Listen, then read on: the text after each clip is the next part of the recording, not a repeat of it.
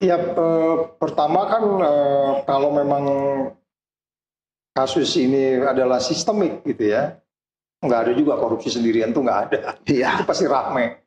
Kalau perkiraan saya ini kalau mau dihitung-hitung bisa sampai 50 orang lebih itu yang bisa Yes. dimintai keterangan. Iya, bisa. Karena kan itu boleh dibilang, makanya hari ini kan saya bilang, ini kedalamannya baru 2 senti nih, baru 2 orang. Dari 50 meter yang harus kita dalami. Nah, bagaimana?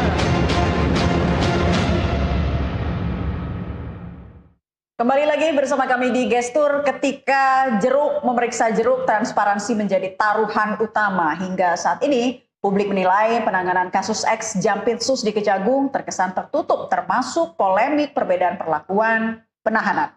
Apakah sudah saatnya KPK mengambil alih? Tentunya semua proses penegakan hukum kita akan menghargai dan menghormati. Sesama rekan penegak hukum tentunya saling mendukung bagaimana ini menjadi terang, menjadi jelas dan bisa kita jelaskan kepada masyarakat. Dapat saya jelaskan bahwa Jampitsus tidak ada keterkaitan dalam bisnis yang apa yang telah diberitakan di medsos seperti di Cipete. Bagaimana ada uang yang ditemukan di rumah Sentul, itu ada yang punya.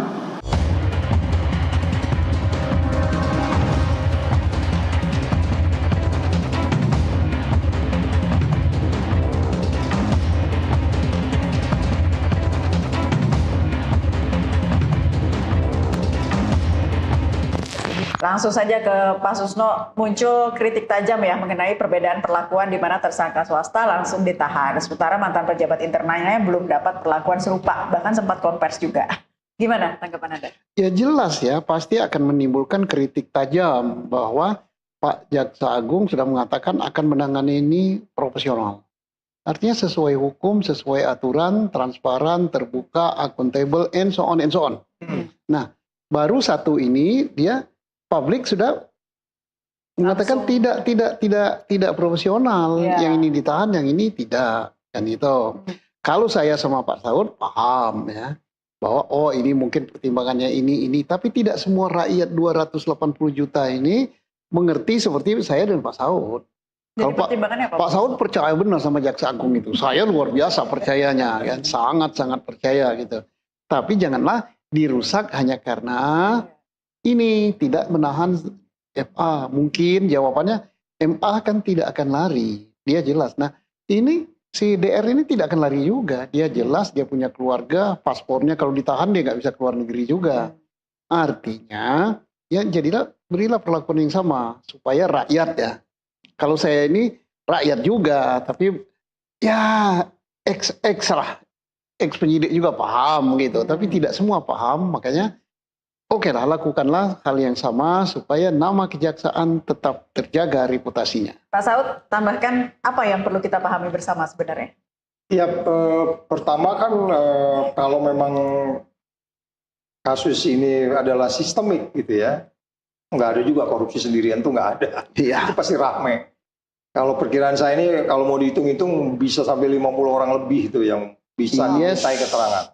Iya, bisa. Karena kan itu boleh dibilang, makanya hari ini kan saya bilang, ini kedalamannya baru 2 senti nih, baru 2 orang.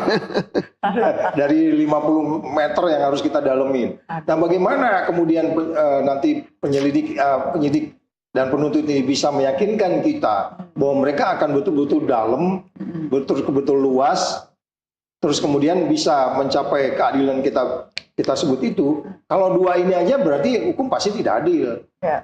Korupsi by systemic itu ya by system itu artinya harus ada orang-orang lain lagi yang harus dijelaskan. Nah kemudian kalau kita bicara penyidik, memang mereka punya hak, punya itu bahkan pimpinan KPK, pimpinan Polri, pimpinan Kejaksaan pun nggak bisa campur tangan ya Pak ya. Iya. Mereka sangat independen. Paling-paling nanti bilang dia menghold dulu, ada prioritas dan seterusnya. Tapi menghentikan kasus itu mereka nggak dalam posisi itu. Itu harus dipahami dulu. Artinya penyidik kita juga punya logika argumentasinya sendiri-sendiri mereka. Ada yang namanya strategi tadi, strategi bubur panas, bubur dingin, segala macam.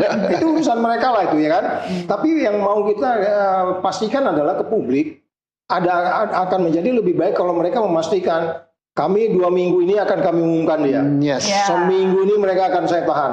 3 hari ini kita akan. Nah itu program-program seperti itu. Ya, ada kepastian ya, sehingga publik juga tahu bahwa dan itu terukur.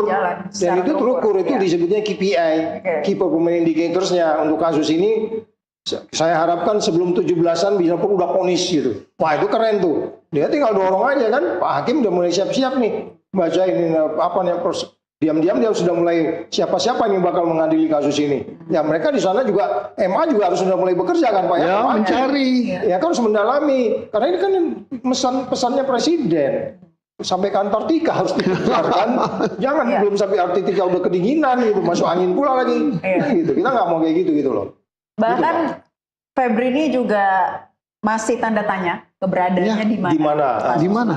Ya kemudian kita nggak bisa salahin publik loh kalau tanya begitu. Iya. Itu Pak Susno bilang tadi, publik itu punya wisdomnya sendiri, punya logika sendiri, nalar sendiri, dan kita nggak bisa niadakan itu. Gitu. Apa yang perlu diperhatikan? Kita bisa saja mengatakan jangan praduga, jangan ini, jangan ini. Tapi kan yang namanya dalam negara demokrasi, pemilik republik ini kan rakyat. Ya. Jaksa digaji oleh rakyat, kejaksaan milik rakyat, Polri milik rakyat, termasuk KPK milik rakyat. Tidak bisa kita ngatur, oh jangan begini, jangan begitu. Bebas mereka. Nah, karena bebas mereka, wajar mereka bercuriga. Kenapa ya? Sebagai katanya Pak Jaksa Agung sudah mengatakan akan profesional. Ya karena profesional kan harus terbuka.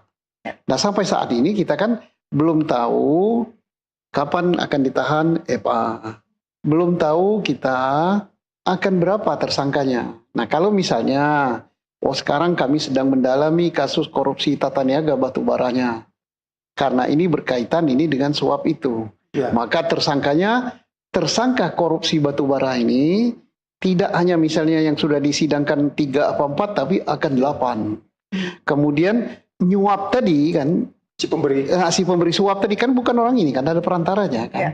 Jadi si penyuap ini kena korupsi, perantaranya kena juga, kemudian yang mencuci uang ini kena juga, baru untuk yang ini. Ya. Jadi apa yang beliau katakan, Pak Saud Situmorang katakan ini bisa 50, yes. Mungkin masuk lebih. Akal gitu, ya? Sangat masuk akal. 3 kasus. Nah, inilah nana kalau jaksa ngomongkan, ini tersangkanya sangat banyak, kami sudah meriksa ini, maka tersangkanya kami duga lebih dari sekian, terbuka kan. Tidak perlu dia pastikan 15, 16, 17, tapi kami duga akan lebih dari itu. Rakyat puas. Berhakkah rakyat tahu? Berhak. Ya. Karena mereka ingin menjaga reputasi kejaksaan. Rakyat Indonesia kalau ditanya, bangga nggak dengan reputasi kejaksaan? Bangga. Tapi jangan dicoret dengan yang ini. Dengan hal ini ya. Seperti apa yang harus dilakukan pihak kejaksaan? Ya terutama terkait dengan waktu. Karena kan publik ingin hal ini benar-benar diinformasikan secara terbuka ya Pak Saud ya? Ya katakanlah kalau memang ada planning yang sudah jalan. Karena Pak Susno lebih sering beberapa kali, saya sering nonton beliau juga kan. Hukum itu kan harus cepat dan murah katanya Pak ya. Cepat, murah, ada kepastian gitu. Nah ya kan begitu. Jadi artinya gini loh. Bagaimana kita bisa memastikan itu, kemudian prosesnya menjadi lebih menimbulkan katakanlah meredam, jadi buffer. Buffer itu maksudnya penyangga, bahwa kemudian rakyat percaya. Pada bagian lain, kita juga harus mempertanyakan juga yang tadi kita bilang KPI, program, kita pertanyakan juga strategi dari KPK. Karena memang ini dia nggak bisa bilang gua nggak mau tahu kasus itu, nggak. Ini bagian dari tugas Anda nih. Dan perintah undang-undang Anda berwenang untuk KPK. Ya. Jadi bagaimana KPK bisa kemudian boleh dikombinasikan, biarlah 9 atau 10 orang atau 11 orang di sana, tapi saya masuk di sana untuk kemudian habis itu dia juga harus menjelaskan ke publik. Kan kita udah bilang tadi syaratnya harus transparan.